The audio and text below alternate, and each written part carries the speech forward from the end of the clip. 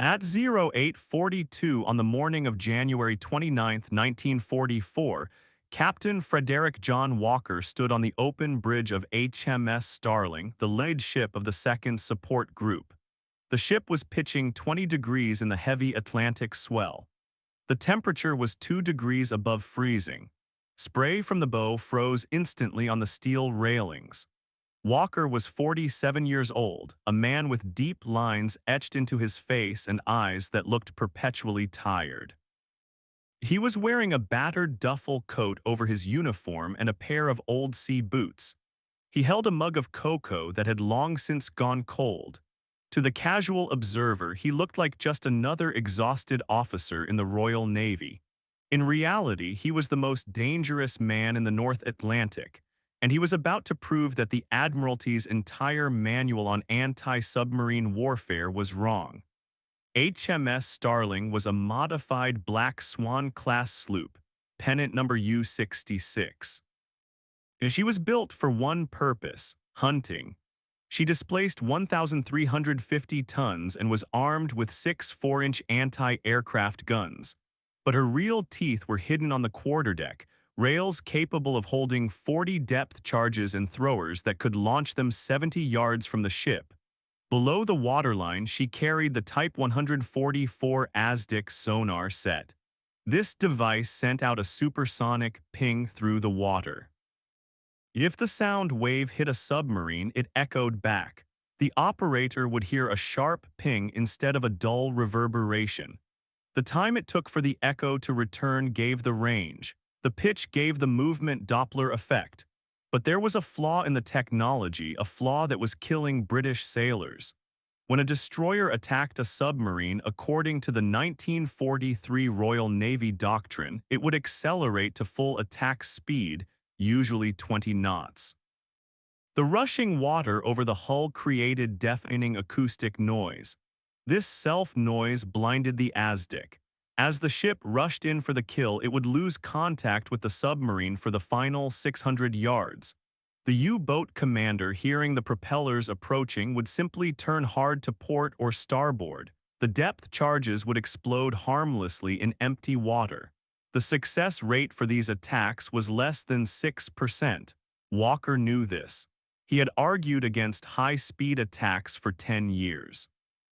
In the 1930s, as a commander at the anti-submarine warfare school at HMS Osprey, he had proposed a radical idea: slow down, stop the ship, hold the contact. His superiors laughed at him. They said stopping a ship in a submarine zone was suicide. It made the hunter a sitting duck for a torpedo. They marked Walker as lacking leadership qualities and passed him over for promotion to captain in 1938. He was forced into early retirement. He was sitting at home when the war started. The Navy only called him back because they were desperate. Now, on January 29th, Walker was not just a captain, he was the commander of a hunter-killer group, and he had perfected the tactic that everyone said was impossible. He called it Operation Plaster, but his crews called it the creeping attack. The geometry of the creeping attack required nerves of steel. It used 2 ships. One ship, the directing ship, usually Starling, would hang back at 1,500 yards. It would keep its engines slow and its ASDIC beam locked firmly on the U-boat. Because it was far away, the U-boat couldn't torpedo it. Because it was moving slowly, its sonar was perfect.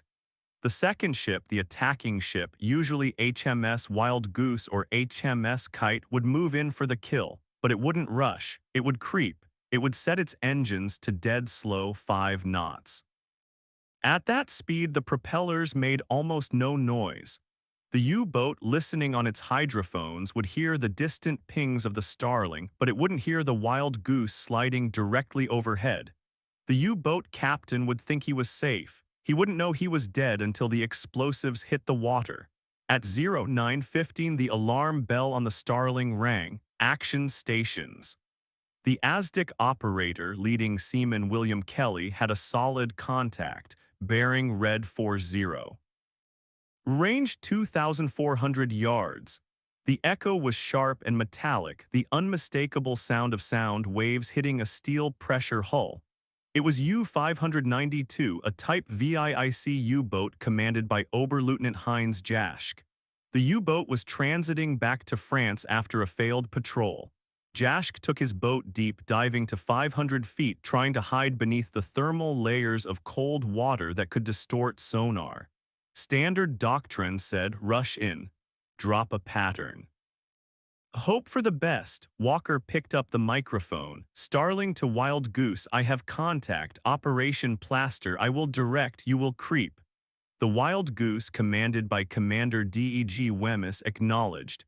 On the bridge of the Wild Goose, the order was given, revolutions for 5 knots, rig for silent running.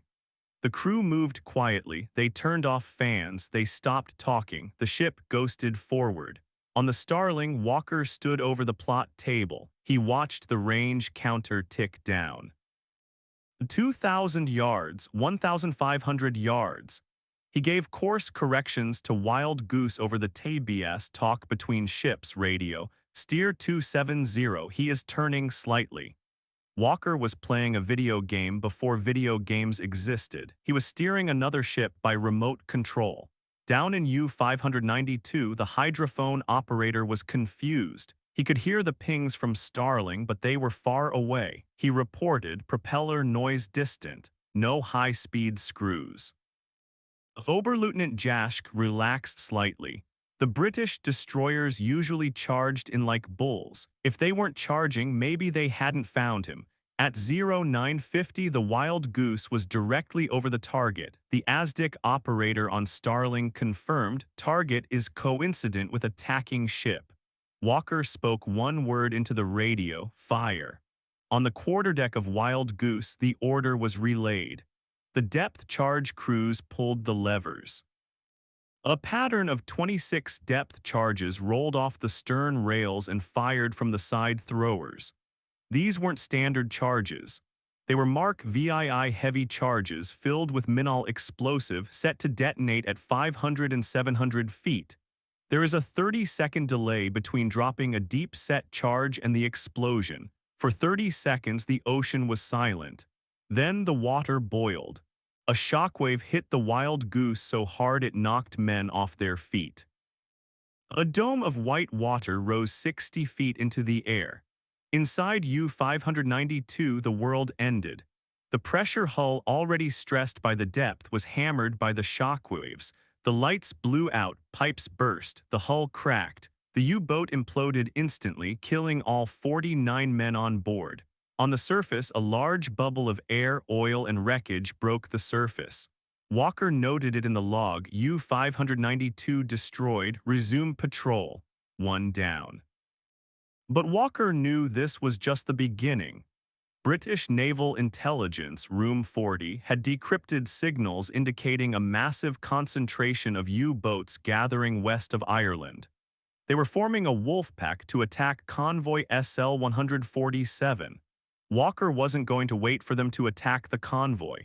He was taking his group into the hornet's nest. On February 8th, the sensors on Starling's mast picked up high-frequency direction finding HF-DF signals. U-boats were chattering, coordinating their attack. The bearings crossed at a point 100 miles to the west. Walker turned his ships. Full speed, we are going hunting. At 16:00 on February 8th, Wild Goose got another contact. A solid echo at 1,800 yards. It was U-762. The U-boat captain detected the pinging and reacted aggressively. He fired a G-7E's Zonkernig acoustic torpedo at the Wild Goose. This was a terrifying weapon. It had a microphone in the nose. It homed in on the sound of a ship's propellers. The torpedo sped toward the Wild Goose at 24 knots. If the ship had been moving at standard attack speed, the torpedo would have locked onto the cavitation of the screws and blown the stern off. But Wild Goose was executing a creeping attack. She was moving at 5 knots. Her propellers were whispering. The torpedo's seeker head couldn't find a target. It passed harmlessly astern and detonated at the end of its run. Walker saw the explosion. He knew what it meant. He shot at us, he muttered. Now it's our turn. He directed Starling to join the attack. Both ships moved into position. They trapped U-762 between them. They dropped a 10-charge pattern, a lighter attack designed to crack the hull without churning up too much water. The explosions were precise. U-762 went silent. Debris floated to the surface. 2 down. The crew of the Starling was energized. Sinking 2 U-boats in a single patrol was rare. Sinking them with 0 casualties was unheard of. But the night of February 8th was about to turn into a marathon of violence. At 23:40, the ASDIC operator on Starling shouted, "Contact, bearing green 20, close range." It was U-734. This boat was commanded by Oberleutnant Hans-Jörg Blauert. Blauert was experienced. He knew he had been detected. Instead of running, he did something unexpected. He flooded his negative buoyancy tanks and dropped like a stone. He took U-734 past its rated test depth of 600 feet. He went down to 700 feet. At this depth, the pressure is 300 pounds per square inch. The hull groaned, rivets popped, but he was alive. Walker saw the depth on the sonar trace. "He's gone deep," he said, "very deep." Standard doctrine said that attacking a U-boat at 700 feet was a waste of time. The charges took too long to sink. The U-boat had too much time to dodge. Most commanders would have dropped a pattern and moved on. Walker lit a cigarette. He looked at his first lieutenant. "We have him. He can't stay down there forever. We will wait." This began the Great Wait. Walker ordered his ships to form a circle around the contact. He ordered them to ping the U-boat incessantly. Every few seconds, ping, ping, ping. Inside U-734, the sound was maddening. It echoed through the hull like a hammer hitting an anvil. The crew sat in the dark, sweating in the foul air. The carbon dioxide levels rose, the oxygen levels fell. They couldn't run their electric motors to circulate air because the British would hear them. They just sat there listening to the pings, waiting to die. For 4 hours, Walker held them down. He drank coffee. He paced the bridge. Calculated the U-boat's oxygen reserves. He knew that eventually Blauert would have to make a move. At 04:20 on February 9th, the U-boat made its mistake. Desperate for air, Blauert tried to creep away at 2 knots. The Starling's operator saw the Doppler shift. "Target moving, sir. Slow speed." Walker crushed his cigarette. "General chase," he ordered. This was the signal for all ships to attack freely, but then he corrected himself. "No, let's do it properly." Creeping at Starling and Wild Goose lined up. This time they decided to end it with overwhelming force. They set the depth charges to deep. They loaded the throwers. As the 2 ships passed over the estimated position of U-734, they unleashed hell. 50 depth charges were dropped in a grid pattern. The ocean floor erupted. 50 depth charges, each containing 300 pounds of Minol high explosive, detonated in a synchronized pattern around U-734. That is 15,000 pounds of TNT equivalent going off at once. The shockwave was strong enough to kill fish 3 miles away. Inside the U-boat, there was no time to react. The pressure hull shattered instantly. The submarine didn't just sink, it disintegrated. On the surface, the sea boiled white. Then came the debris, large bubbles of air, a massive slick of diesel oil that spread for acres. And then the grim evidence, paperwork, clothing, and shattered wood from the interior bulkheads. It was 04:30 on February 9th. 3 U-boats destroyed in less than 12 hours. The crew of the Starling was collapsing with fatigue. They had been at action stations for nearly 24 hours. The loaders on the quarterdeck were slipping on the icy steel, their hands raw from heaving heavy iron casings. The ASDIC operators were staring at their screens with burning eyes, hallucinating echoes. But Walker did not let them rest. He stood on the bridge, consuming coffee and sandwiches, staring at the horizon. He knew the wolfpack was not finished. And he knew that if he stopped now, more merchant ships would die. At 0600, barely 90 minutes after killing U-734, the Starling's sensors picked up another contact. U-238. This was a Type VIIC boat commanded by Oberleutnant Horst Hepp. It was stalking the stragglers of the convoy. Walker got on the tannoy system. His voice was raspy but calm. "Gentlemen, I know you are tired, but we have another one. Let's finish the job." The Starling, Wild Goose, and HMS Kite moved into formation. They cornered U-238. Hepp tried to fight back. He fired torpedoes at the Kite. They missed. Walker ordered the creeping attack again. But this time, they didn't need to be silent. They just needed to be fast. The three sloops moved in a triangular formation, trapping the U-boat in a box. They unleashed a barrage of depth charges. U-238 was crushed at a depth of 300 feet. There were no survivors, for U-boats down. The second support group had now cleared the immediate threat to the convoy. Most commanders would have turned for home. They were low on fuel. They were low on ammunition. Starling had fired nearly all her depth charges, but Walker was obsessed. At 10:00, Wild Goose reported a faint contact on the edge of sonar range. It was U-424. The crew of the Starling groaned. They were physically unable to lift the remaining depth charges.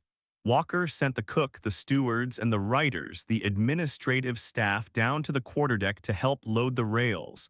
It was an all-hands effort. U-424 was deep, trying to hide under the wreckage of the previous battles. Walker directed the Wild Goose to make the run. They had to get this right. They didn't have enough explosives for a second pass. Wild Goose crept in 5 knots. The range closed to 0. The charges dropped. The explosion was deafening. U-424 was destroyed. 5 U-boats in one patrol, 3 of them in a single 24-hour period. It was the single most devastating blow struck against the U-boat arm by a surface group in the entire war. If you want to understand the physical toll this kind of warfare takes on a human body, please hit that like button. It helps us share these stories of endurance. And please subscribe if you haven't already. Back to the Starling. When the second support group turned for Liverpool, they ran up the signal General Chase. It was a signal reserved for great victories. As they entered the harbor at Gladstone Dock on February 14, 1944, the scene was unprecedented. The entire port came to a standstill. Thousands of dock workers, sailors, and civilians lined the sea walls. Ships blew their whistles, and standing on the dock was the First Lord of the Admiralty, A.V. Alexander. He had come personally to salute the man the Navy had once tried to fire. Walker walked down the gangplank. He looked aged. His hair had turned white. His hands shook slightly. He accepted the congratulations. He accepted the second bar to his Distinguished Service Order, DSO. But he didn't smile much. He went home to his wife, Eileen. He slept for 24 hours straight, but the war wasn't over, and Walker couldn't stay away. He went back out in March. He went back out in April. He went back out in May to protect the D-Day invasion fleet. On that patrol, he sank his final victim, U-473. It brought his total to 20 U-boats destroyed. He was the highest-scoring anti-submarine commander in history. But the creeping attack required more than just tactical brilliance. It required the commander to process thousands of data points, speed, depth, angle, wind, sonar pitch in his head in real time for days on end without sleep. Walker was burning his own life force as fuel. On July 7, 1944, the Starling returned to Liverpool after another long patrol. Walker was visibly unwell. He was pale. He complained of dizziness. He dismissed it as just a bit of tiredness. He planned to go to the cinema with his wife the next day. On July 9, 1944, Captain Frederic John Walker collapsed at the Naval Hospital at Seaforth. The doctors rushed to him. They examined him. They found no infection, no cancer, no injury. His heart had simply stopped beating. The medical report listed the cause of death as cerebral thrombosis, but everyone in the Navy knew the truth. He had died of overwork and exhaustion. He had literally worked himself to death. He was 48 years old. The funeral took place on July 11th. It was a state funeral in all but name. 1,000 officers and men filled Liverpool Cathedral. The coffin was draped in the Union Jack, but Walker belonged to the sea. After the service, they didn't take him to a graveyard. They placed his coffin on the deck of the destroyer HMS Hesperus. The Hesperus sailed out of the Mersey, past the Bar lightship, and into the gray waters of the western approaches. This was the battlefield where Walker had spent 5 years hunting. The crew of the Starling stood on the deck, weeping openly. At a signal, the engines were stopped. The silence of the Atlantic, which Walker had listened to for so long, returned. The body of Captain Walker was committed to the deep. A simple splash, and he was gone. Today, a statue of Captain Walker stands at the pier head in Liverpool. He is sculpted in bronze, wearing his sea boots and his duffel coat. He is looking out across the River Mersey, scanning the horizon for U-boats. Most tourists walk past him without stopping. They don't know that the man in the statue saved the supply lines that kept Britain alive. They don't know that he invented a tactic that everyone mocked until it won the war. They don't know that he is buried out there in the cold water, guarding the approaches forever. Walker's legacy is not just the 20 U-boats. It is the lesson that in war, innovation often looks like madness to the establishment. The Admiralty wanted fast ships and loud explosions. Walker gave them silence and patience. He proved that the most dangerous thing in the ocean isn't a destroyer rushing at 30 knots. It is a destroyer moving at 5 knots, commanded by a man who refuses to sleep until the job is done. If this story moved you, please hit that like button. Every single like tells YouTube to show this story to more people. Hit subscribe and turn on notifications. We are rescuing forgotten stories from the archives every single day. Drop a comment right now and tell us where you are watching from. Are you watching from Liverpool, London, New York, or Hamburg? Our community stretches across the entire world. You are helping keep these memories alive. Thank you for watching, and thank you for remembering Captain Johnny Walker.